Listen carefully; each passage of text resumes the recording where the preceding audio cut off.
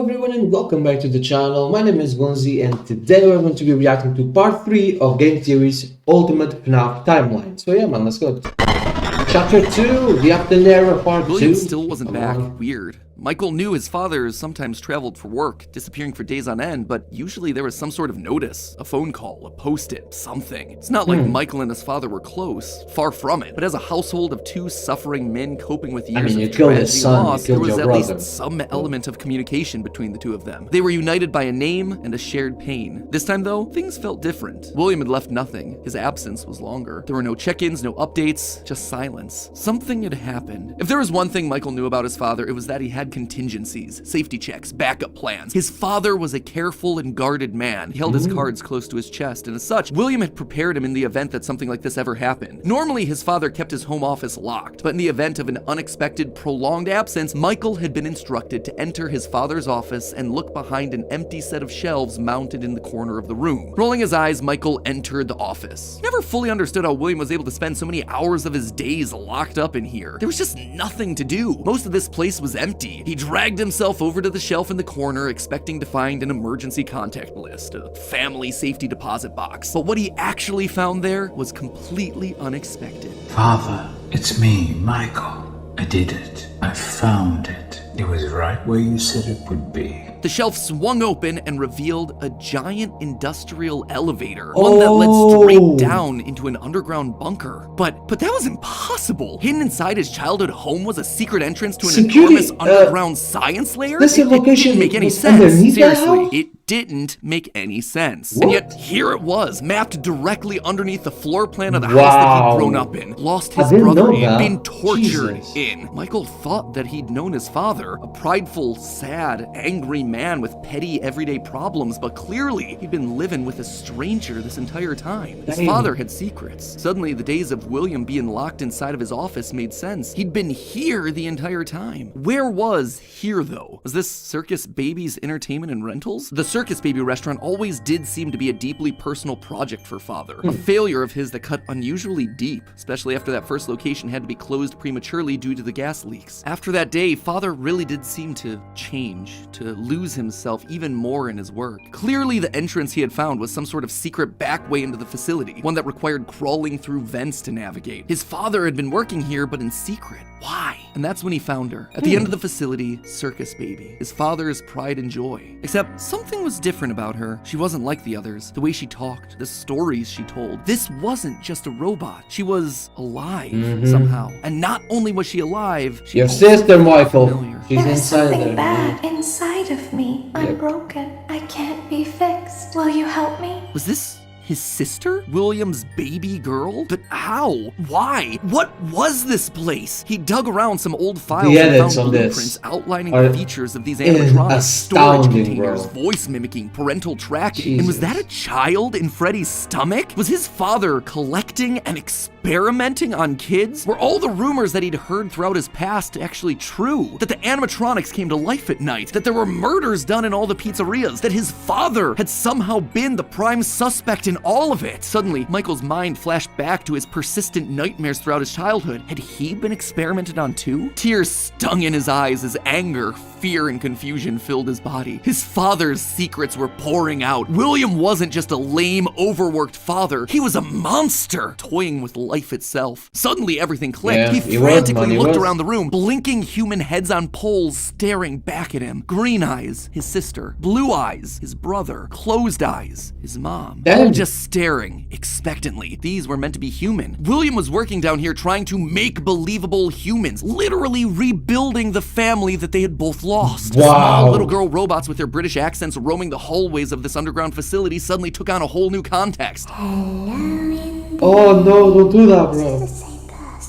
Were those meant to be his sister? A replacement for her? A clone? Was William building clones of his sister? They seemed to know him, after all, to react to his presence. They were all there. They didn't recognize me at first, but then they thought I was you. He always did have a bit of a resemblance to He his did. father. Michael's Yeah. mind And again, he reeled as was the reality always of said his that he world was crumbled really to dust. like his father. No, he Facial had to get them features. out of there. If this really was his sister, heck, if any of these things were human, souls, whatever remnant of the humans that they once were, they needed to be rescued. They always put us back inside. There's nowhere for us to hide here. Led by the voice of Circus Baby, he marched through the now empty halls of the Funtime Auditorium. He would lead them. He would protect them. And finally, he would be able to forgive himself for the killing of his brother so many years. Yeah, he gets scooped, bro. You are in the scooping. Yeah, it's not a game ends. It's The just a scooper location. only hurts for a moment. Scooper? That violent extraction arm? Michael had seen that one in the pile of blueprints. Something about heat rendering the magical silver metal inside useless. In reality, prior to getting himself spring-locked and put behind the wall, William's methods had become increasingly sophisticated. With a mechanized arm that could infuse new bodies with a soul, William could finally give and take away life. The only thing he needed were the bodies. But William wasn't the only one looking for bodies, as Michael was about to learn. But if we looked like you, then we could hide. If we looked like you, then we would have somewhere to go. Michael was going to be the hero to help these animatronics, all right. He was going to help the haunted tubes and wires of these animatronics escape, just not in the way that he anticipated. His sister had lied to him, another game of pretend. The scooper plowed forward, digging its extraction arm into his body. As he heard his bones ripping through his flesh, Michael blacked out. Something is wrong with me. I should be dead, but I'm not. What? For the next several months, Michael's life was not his own. He was forced to comply with the tangle of wires and spirits that lived inside of him. His Oh, body they took felt off his like skeleton. an overfilled balloon begging to burst as day by day, week by week, his flesh began to sag and discolor. He I was don't a remember this walking, part. talking, rotting corpse, alive, but Ugh. wishing he wasn't. He was a puppet, a walking shell. And while he did his best to conceal his fate, there was only so much a man filled with robot spaghetti could do. The entity in his innards would eventually leave, but by that point, the damage had been done. His decaying flesh stank, turning him into a literal purple guy. But still, even with no bones, even with rotting purple flesh You and said it begging is to die, amazing. Michael continued to live. That silvery metal remnant injected by the scooper meant that he couldn't die. Wow. His anger also refused to die. What he had seen down there in his sister's location had rocked him to his core. His father had killed and captured dozens. His experiments had killed his sister and then tortured him throughout all his childhood. He was actively trying to build human replicants. He didn't know where his father was, but Michael knew that he was out there somewhere. I've been living in shadows. There is only one thing left for me to do now. I'm going to come find you. Michael had to correct for the sins of his father. He had to make things right. Michael would On a burn hunt. Fazbear Entertainment to the ground. I mean, what else could you do when your skin was permanently purple? Michael's strategy was simple. True. He would apply for night security guard positions at the old defunct pizzeria locations. That way, no one ever had to see him or smell him during his shift. And all these old shuttered locations did need guards. Teenage vandals and squatters were always looking to get inside these abandoned buildings, and yet no one ever really wanted to work an overnight graveyard shift unless they were practically out of options. Yeah. Enter Mike. One by one, he would take on the job of security guard, changing his name each time to ensure that no one was able to follow his paper trail. Once inside, he could tamper with the animatronics and figure out how they worked, writing about his experiences in his security logbook. While there, he would listen to the old tapes where upper management awkwardly welcomed new recruits to their summer jobs, even though he was working there nowhere near the summer months. He heard the gory details of his father's franchise from the outsiders looking in, confused and afraid about what was happening in the walls around them. Sometimes he would see his brother in the form of the Golden Freddy suit. It's me appearing on the walls around him. Except now, there was something else there. He was no longer alone. Another angrier presence was also in the suit, as if two spirits were forced to share the same body. And Golden Freddy would attack him now. It was aggressive. Its vengeance wanted to lash out at anyone with the Afton name, anyone who wore a security guard outfit. Over time, Mike worked his way through the old restaurants, the original pizzeria, the bigger, better Freddy Fazbear's. He spent weeks there looking for clues as to his father's whereabouts, and each time at the end of his week's shift, he would then set the location on fire. Remnant can't survive high temperatures after all. So burning away whatever spirit-laden animatronics that still existed inside seemed like a winning strategy. All this revisiting of his past, though, was causing the nightmares to begin again. Hallucinations that brought him back to his childhood. The guilt around killing his brother. His dreams were oddly mixed with the shrill phone calls of the security guards. But it would all be worth it in the end. The goal was to eventually stumble across the one location, the one job that would finally reunite him with his father. Little did Mike know that that day would come sooner than he expected. 2023, an advertisement came across Mike's TV. Fazbear Frights, a new horror attraction inspired by the awful Five Nights at crimes that occurred Freddy's around 3. Freddy Fazbear's Pizza Yeah, so many but it's years about ago. the It made Mike sick. People Fazbear looking to make a Frights quick is buck off the the tragedy third game. of others, off his own family. This wasn't a joke or entertainment. Regardless, he had to be a part of it. If this team was combing through his family's history, they might stumble across something that could be useful. And if his father was truly still alive as he suspected, there would be no way that he wouldn't show up here. Maybe finally this could be the final chapter in his family's marathon of tragedy. Mike applied for the job and was immediately handed the keys. Years of doing this had taught him that security guards rarely receive thorough security checks. They also liked how creepy Mike looked. They thought it was a costume, on theme for the job. What little they knew. Hey, glad you came back for another night. I promise it'll be a lot more interesting this time. For weeks, there was nothing. But just as Mike considered giving up, he received the call that he'd been waiting for years. You're not gonna believe this. We found one. A real one. Could this finally be him? Sure enough, there he was. William inside his iconic man, this golden game mummy is scary, once. bro. Only now it was green and The jump scares are a bit crap, there but they were, a small family of broken men. the scenery is finally incredible. reunited. It's been a long time, Dad. Mike had always struggled with the phantoms of his past haunting him, but now all the animatronics he'd encountered over the past months, hopping from pizzeria to pizzeria, suddenly sprang to life, their burned faces haunting him as he tried to keep track of his father on the cameras. It would seem that William's mere presence had put the spirits on high alert. Ultimately, they were harmless, more annoying than anything else, but there was one that felt different from the others, one that was more than just a mere phantom, the security puppet. If he looked at the cameras at just the right moment, he could see it floating there through the halls. He could even see its reflection in the water pooled on the ground. It would seem like he wasn't the only one there on a mission. While he was dealing with Springtrap, Michael assumed that this one was likely dealing with the spirits of this place, finally setting them to rest. Hopefully this means a happier day for all of us, Mike thought to himself. And in that moment, it was helping the air him around him in some released, aspects. like pressure being let out of a bottle. The building sighed, as if 5 spirits had finally been allowed to move on. He had the sense that his brother was a part of them. He rigged the wiring inside the building to misfire, and the dry, desiccated walls erupted in flames. It is finished. Except, it was not. Somehow, through sheer force of will, Afton remained. He had survived, and Mike would need to find a new way of finishing off his father. Luckily, the solution would present itself later that year. Not from Mike, but from another victim that had been left in his father's wake. We're talking about becoming a Fazbear Entertainment franchisee. Restaurant ownership This is and management. Something the almost last anyone one can do before with a limited security degree of breach. success. You are now the face of the newly rebranded Freddy Fazbear. It's a pizzeria Pizza. simulator, Fazbear which is Entertainment fully as a on brand Steam had been if you want closed to for test it out. years. William had been stuck in a suit in a wall. The only person who legally could bring the franchise back was Henry, but he'd largely pulled out of the franchise around the time of his father's disappearance. Something was up. Surely this had to be some kind of a trick, right? Mike, doing what he did best, applied for a franchise and immediately got the job. There was just one thing out of the ordinary. Paragraph 4. If you are playing this tape, that means that not only have you been checking outside at the end of every shift, as you were instructed to do, but also that you have found something that meets the criteria of your special obligations under paragraph 4. No employment contract he'd ever signed required him to keep special lookout for independently moving animatronics outside the restaurant. Now he knew something You need was to do up. that in the Henry game was and make luring tests. them all back. It's quite Rather a than good trying to go to them, like Mike had done for addition to years, the games. Henry was doing the opposite. He was putting them all under the same roof. He was finishing them off for good. Mike knew this wasn't meant to be a restaurant. It was meant to be a prison, a containment vessel, a locked box meant to trap them all in so they could finally end the madness. It took a few nights, but eventually everyone was there. His father, the puppet, the robot spaghetti that had once violated his body, and his sister, now hopelessly devoted to serve the man that had once gotten her killed. It was time. He had been instructed to seal the doors and leave, but while he locked everything down, he didn't move on. If this was truly meant to be the end, if the remnant needed to be washed away, he needed to be a part of that. This is where your story ends. Yeah, You, and this my is brave creepy. This is volunteer, the end of somehow Pizzeria found this job Simulator. listing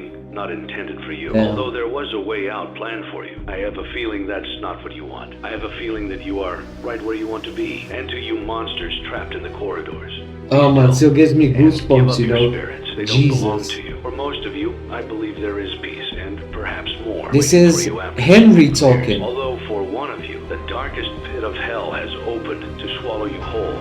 Yep. Don't keep the devil waiting, old friend. And with Yeah. that, it was over. The Afton legacy It's done. died with all of them trapped inside of a literal box. As the flames danced around the office, Mike, for the first time in decades, was happy. But William wasn't gone yet. Although the darkest pit of hell was open and waiting for him, something or someone wouldn't allow him to move on. Instead, he found himself locked in moments from his past. The pizzeria, his son's room, his underground bunker. It was as if his brain's Custom Night, I neurons were think, all is firing the at name once, of the overloaded, game mixing and of this matching one. all his biggest fears, regrets, failures. What was this place? How did he get here? He called out into the silence. Then they started coming. Jesus. Without warning, animatronics, both new and old, began to jump out at him, bite him, rip him limb from limb. The pain was immeasurable. Make it stop. Make it stop. William, for the first time, longed for death, an end to this torture. Just as it felt like he couldn't take it anymore, everything was quiet again. It was as if the world had been reset. There was a brief moment of quiet, and then the onslaught began again. Dozens of faces from his past all focused on him. A waking nightmare that he couldn't escape from. More pain, more ripping. It was his own personal hell, but why? Why couldn't he just die? And then he saw them, a group of characters he never thought he'd see again. Those janky, stolen characters that had started everything. The mediocre melodies. It had all started to go wrong once they showed up. Once Henry had made them. But mixed in with their obnoxious southern drawls, William heard something else. It was barely a whisper, but he could just make out the words. He tried to release you. He tried to release us. But I'm not gonna let that happen. I will hold you here. I will keep you here. No matter how many Oh, that's times creepy, bro. they Jesus. burn us. That voice. He knew that voice, but from where?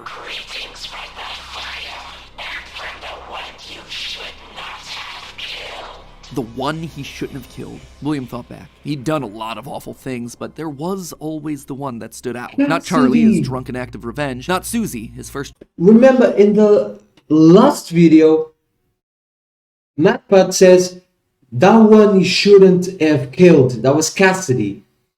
Like it was, he killed Cassidy in a very gruesome way, and he shouldn't have killed Cassidy. Ayo, Cassidy was keeping him in like a purgatory of some sorts. That it's FNAF Custom Night. Wow, bro, that's amazing. I didn't know that. Jesus. You shouldn't have killed. That's The Cassidy, one he bro. shouldn't have killed. William felt Damn. back. He'd done a lot of awful things, but there was always the one that stood out. Not Charlie, his drunken act of revenge. Not Susie, his first true murder. No. Instead, it was the one that he had lost control with. The one that he had broken beyond repair for no good reason other Cassidy, than because bro. he could. Damn. The one that he'd stuffed inside the golden bear that his partner used to wear. Cassidy. They were back, and now they were trying to punish him, to make him suffer like he'd made them suffer. It was almost like William and Cassidy's souls had been locked together, fused by a collective rage and spite, each refusing to move on. But while Cassidy was so focused on taking revenge, they actually did the one thing that would be the downfall for so many others. They kept William alive. Even though fire should have destroyed the remnant that was coursing through his being, Cassidy kept William breathing, paving the way for his escape. William's will was so strong, his soul so powerful that he managed to put a part of himself inside the circuitry that housed the spring-lock suit. And there, his consciousness lay, inside a single circuit board, waiting for someone to find him and set him free. A person that no one would suspect.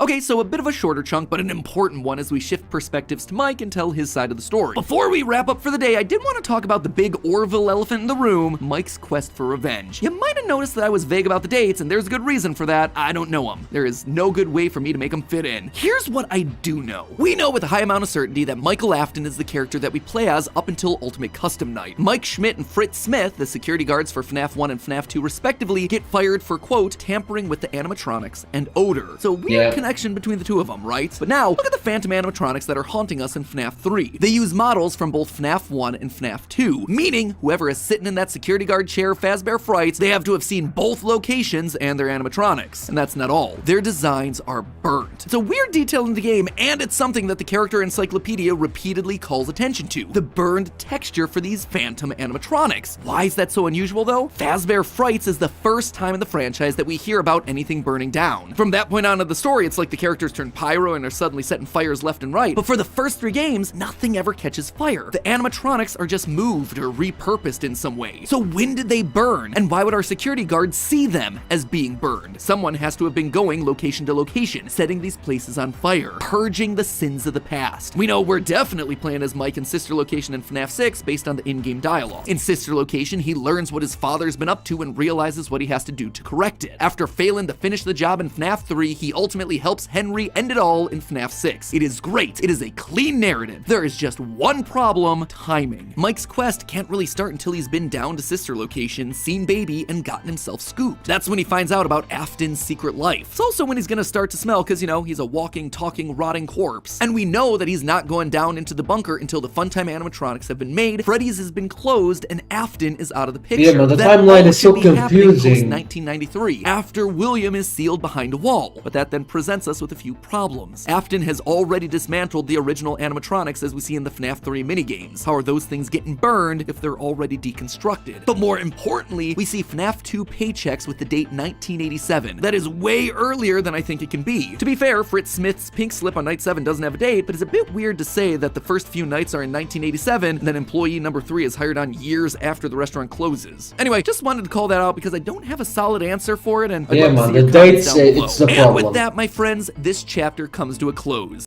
That's the major problem with FNAF, right? And PC. That's why I appreciate MatPat so much and the game theory team for the job that they do, and everyone that covers Five Nights at Freddy's, man. But I think MatPat and the game theory team brought up a very convincing argument for Michael's timeline, which I believe in and I agree with. I haven't played them in a while, but it makes a lot of sense in the world. But yeah, guys, thank you so much for watching the video, man. Tomorrow, I don't know what I'm going to record yet for tomorrow, but Thursday we have M&M Day as always, and on Friday we release the last part of the series. So yeah, man, be on the lookout for that video tomorrow as well. I just want to take this time to thank each and every single one of you that watches my videos. It means the world to me, and if you're here, you already know what to do, man. Like the video, subscribe to the channel. My name is Gonzii, and I'll see you guys tomorrow. Goodbye.